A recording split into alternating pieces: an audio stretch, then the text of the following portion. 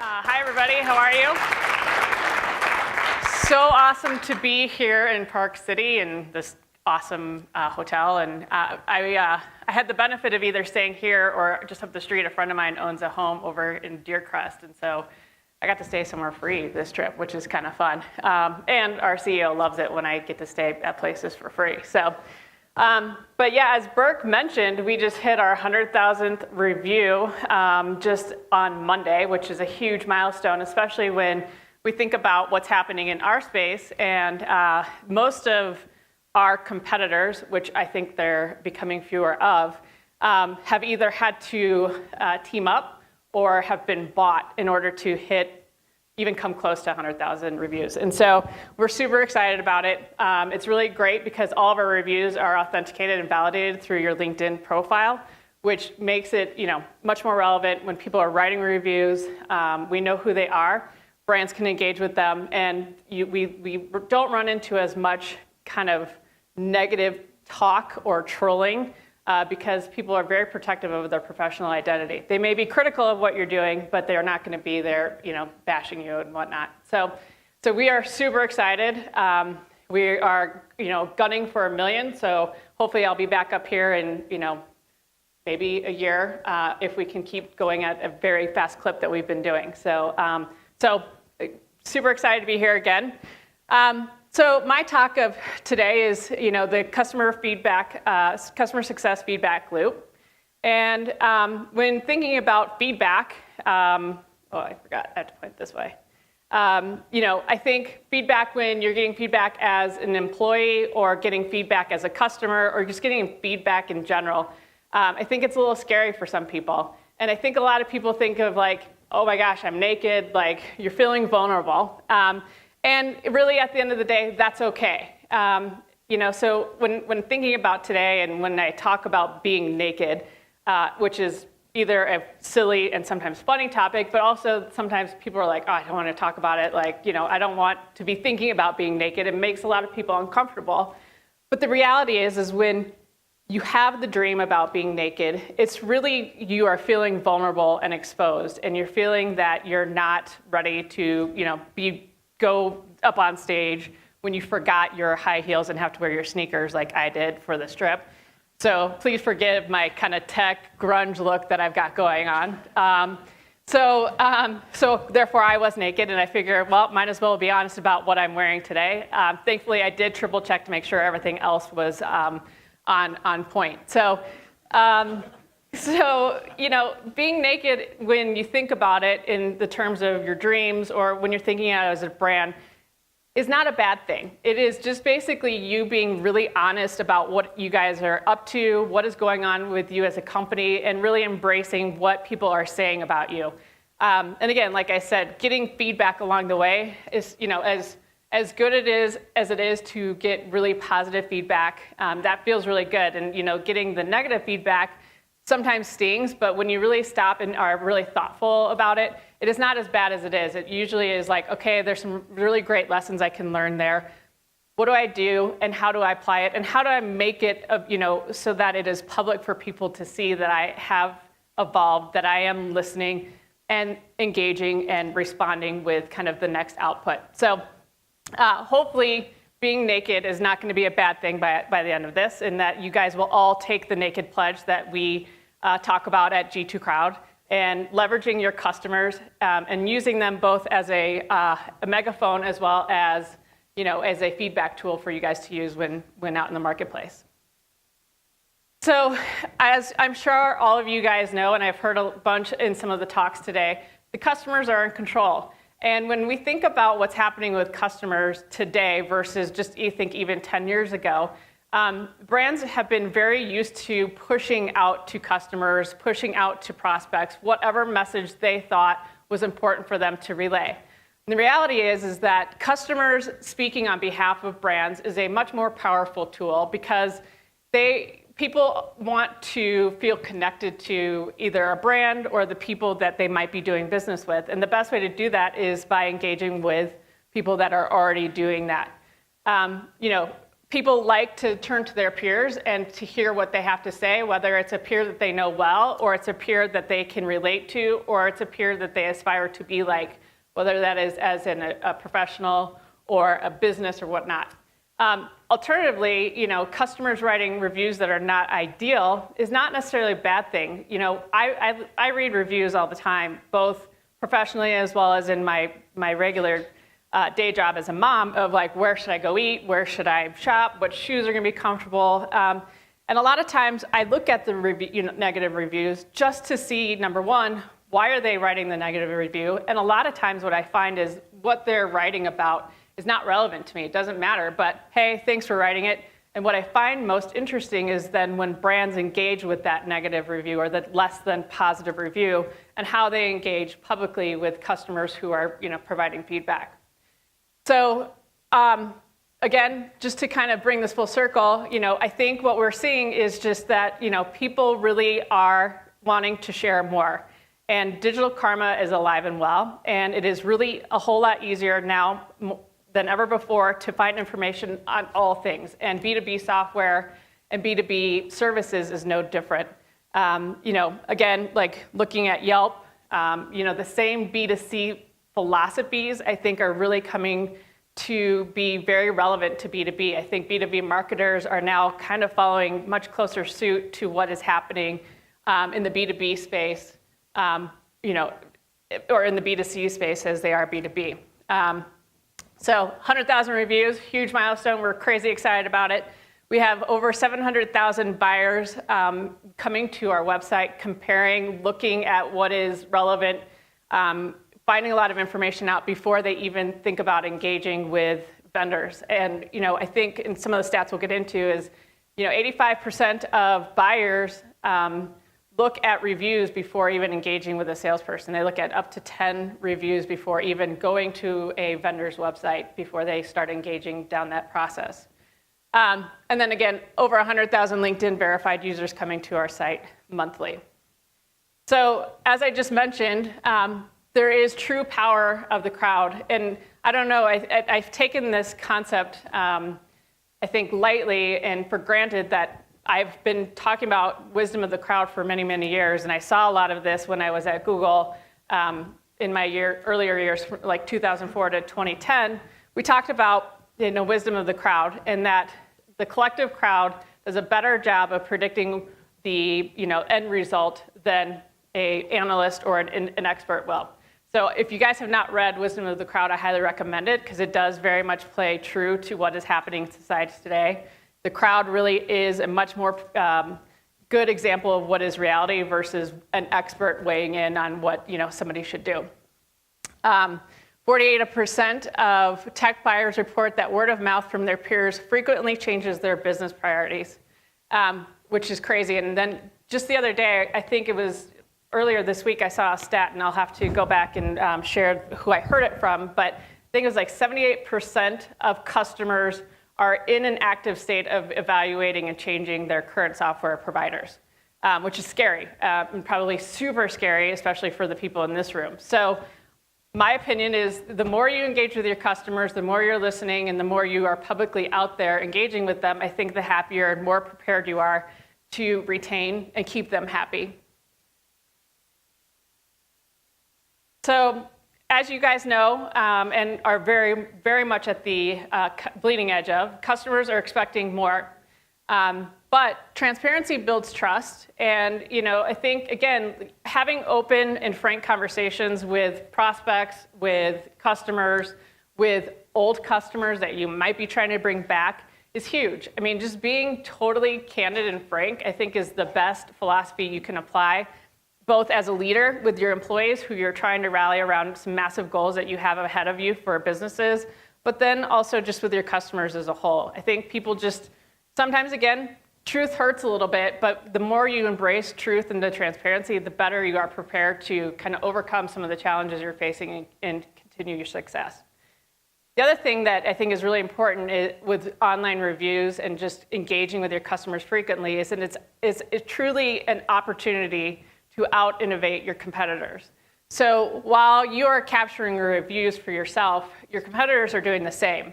And it's a really great tool and resource to tap into when you're wanting to know what they're doing better, what they're doing worse, so that you can continue to give that feedback loop back to your product team. So lots going on, obviously, with customers expecting more, and I'm sure you guys hear more of that than we do. And then really, at the end of the day, real-time customer feedback helps you stay ahead of the issues. And really, you can't hide. Customers write reviews whether you like it or are engaging them or not.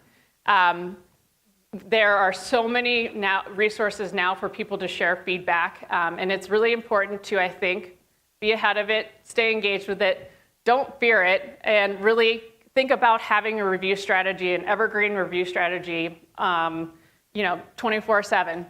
Customer success team is really the one who embraces it and adopts it.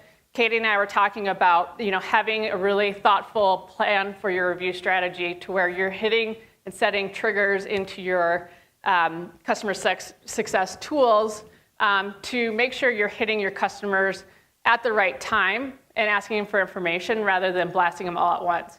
And having the review strategy and then also reaching out to them over 9 to 12 months later to actually update the review because, is a really important thing. Because what you find is that a once unhappy customer could now very well be a very happy customer and an awesome advocate for you and your brand. You also might find really happy customers are maybe not as happy as they once were. It's a really great opportunity to figure out what's been going on and how to re-engage with them. Because we all know retaining customers is a whole lot easier than getting them back and a whole lot cheaper.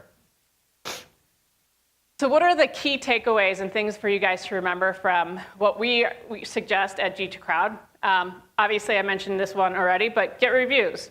Have a review strategy, be thoughtful about it, and make sure you're listening. Listening and taking it back, taking it to product, taking it to sales, empowering your sales team to use reviews in meaningful ways. We see a lot of people, pulling reviews straight from G2 Crowd, sending it in their sales deck to say, look at our happy customers. Oh, and by the way, it's a really great way to have a nice referral list that you're not hitting all of the same customers over and over again to speak on your behalf. And then lastly, again, share. Share the great news, share the great updates, share the opportunities where people have submitted some critical feedback, but you guys have engaged, and let them kind of speak back. And I'll go through some of these examples.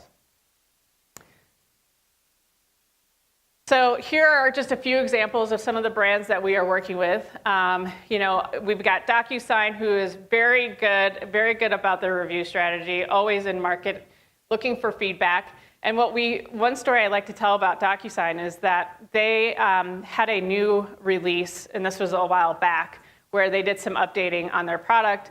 And during that update, they started to see their customer satisfaction scores dip, and they saw it happen really quickly. But the nice news was they were totally on top of it, aware of it, and were able to engage with those customers, take that information back to product, and really quickly change some of those updates. And very quickly, they saw the sentiment go up.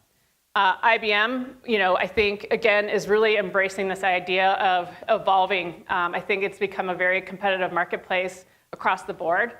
And so engaging with their customers, which tend to be very much enterprise customers, is really important to them, especially as they're looking at, growing their business, their business in the enterprise, mid-market, and SMB as well.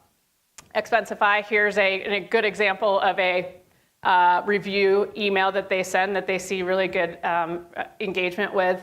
We can do this for you. Brands sometimes like to do it themselves. Brands also like to use us as a third-party tool to be the voice so that customers feel comfortable with the information they're giving back. We tend to get really insightful info when the emails are coming from the G2 Crowd team versus the brand themselves. And again, lastly, Meltwater is another example. Listen, so as I mentioned, these are two examples of listening and on a review that was maybe not the best review that somebody wanted to see. The first was HubSpot. And this screenshot is straight from G2 Crowd, where this individual wrote the review. They came in, HubSpot came in and responded in the review, and it responded publicly with, we're sorry the experience was not as what you expected. What can we do to help? Should we get on a call? Let's engage. Let's figure this out. Again, you may not be able to solve their problems, and we all know that you're going to have unhappy customers. You cannot be one size fits all. So that's okay that you sometimes are going to not be able to solve everybody's problems, but it's how you engage with them and how you respond to them and how you do it publicly, I think, is what's really important. People realize you cannot solve everybody's business problems, and sometimes it really just boils down to being a good listener and feeling like they have a place to go. And then the other one is an example of, hey, great review, but we're not necessarily their biggest customer, but they treat us as if we are. And I think that's really important to show. I mean, again, people are very human. They just want to know you're listening, and they've spent a lot of money with most of the brands in this room, and being heard and engaged with is really important. And then lastly, I think sharing is the best thing you could possibly do. Here are some really cool examples. We often see Salesforce doing a lot of sharing of their reviews, both from an aggregation with our grid reports and the badging. The grid report is the one in the bottom left-hand corner or right-hand corner from the crowd.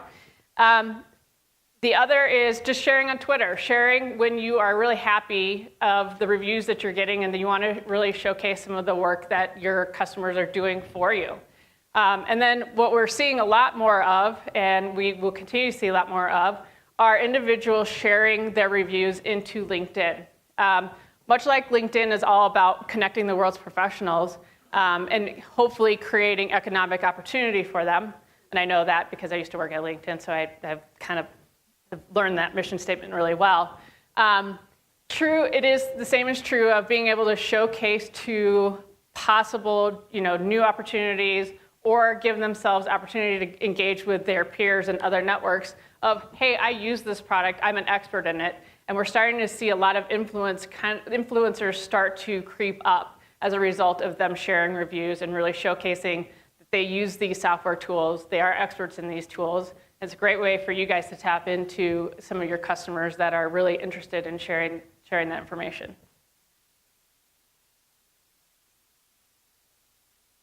So the big key takeaways from my perspective are expose your brand, be naked, take the naked pledge with G2 Crowd. Telling you, number one, we try to have a lot of fun, so hence why we use naked. It always, I think, and my kids, whenever I say that, there's a lot of giggling that goes on in my house, and I giggle every time I say it too. So let's have fun with this. Expose your brand, empower your customers to speak on your behalf. That is the cheapest form of brand recognition and, and I think market, messaging that you could ever come up with. And again, it's fresh, it's real, it's in your customer's voice. I think that's really cool. And, I'm sure you all know this, digital karma exists. People want to give back to peers. They want to see people succeed. They want their businesses and their networks to be successful. They may not want their competitors to be successful, but they want their friends and family and network and peers to be successful. Real-time feedback. It's a great way to stay ahead of what's happening in the marketplace, what's happening with your product. I think a lot of times we think things are going really great, but it is really important to take a step back, poll your customers, hear what's happening, because if we're not doing that, we're not iterating, we're not evolving, and we're not changing and growing at the rate that the customers expect. And again, getting more insight into buyer behavior, user demographics, understanding what is happening with your audience, I think, and your customer base is really important, as I'm sure you do as well. Lastly, helps you maintain customer loyalty. Early feedback means you help them stay happy customer and really, hopefully, avoid any roadblocks along the way. Again, insight into market, product, and vendor trends. Overall sentiment of your product, overall sentiment of what's happening in your category, and I think really also, and equally important, overall understanding of what's happening with your competitors as well. So that is what's going on at G2 Crowd. Hopefully you guys have heard of us. Hopefully you are leveraging your customers and having them write reviews and engage with you guys. I can open this up to any questions or call it a day. Any questions? Awesome. Thank you.